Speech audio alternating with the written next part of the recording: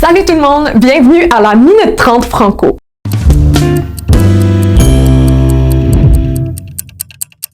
Aujourd'hui, on parle des nombreux monuments franco-ontariens parce qu'ils sont bien plus qu'un simple bloc de pierre ou un drapeau. Par exemple, si vous passez souvent sur le chemin Montréal à Ottawa, c'est impossible de manquer ce monument devant l'hôpital Montfort. Mais pourquoi à Montfort? Vous savez, l'hôpital Montfort a été fondé par les Filles de la Sagesse au début des années 50. Elles ont mis en collatéral tous leurs actifs à travers le pays pour financer elles-mêmes la construction d'un hôpital à la demande de la communauté francophone qui n'était pas satisfaite des soins de santé qu'ils recevaient en français à l'ancien hôpital général d'Ottawa. Montfort est devenu par après un symbole des luttes de la communauté pour le respect de ses droits, comme on a vu avec la cause d'SOS Montfort, tout le mouvement de SOS Montfort dès février 1997, menant jusqu'à la victoire en cour d'appel et la décision du gouvernement de l'Ontario de maintenir Montfort ouvert.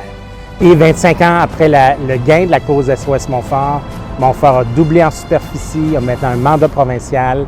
Donc, le monument de la francophonie ici, c'est un endroit visible pour rappeler aux francophones et francophiles et à toute la communauté d'Ottawa et de la province l'origine de l'hôpital, mais à quel point Montfort, c'est un symbole social, c'est un symbole d'espoir pour la communauté franco-ontarienne. C'est également la même chose à Orléans. Par exemple, devant l'édifice en construction du MIFO est érigé un monument franco-ontarien. Le monument de la francophonie du MIFO a été inauguré en 2007 par l'honorable Bernard Grandmaître, qui était président des monuments de la francophonie d'Ottawa, et Gilles Laporte, qui était président du MIFO, et évidemment qui a nécessité la collaboration de nombreux partenaires et bénévoles pour pouvoir voir le jour. Depuis, c'est un monument qui est vraiment un symbole de la communauté francophone à Orléans, et ce monument-là a été inauguré justement pour reconnaître le travail que le MIFO fait pour la culture francophone à Orléans.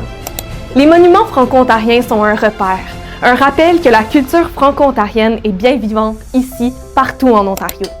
On trouve d'autres monuments comme ceux-ci à Hawkesbury, l'Université d'Ottawa, Sudbury, Cornwall, bref, ces lieux racontent une histoire collective.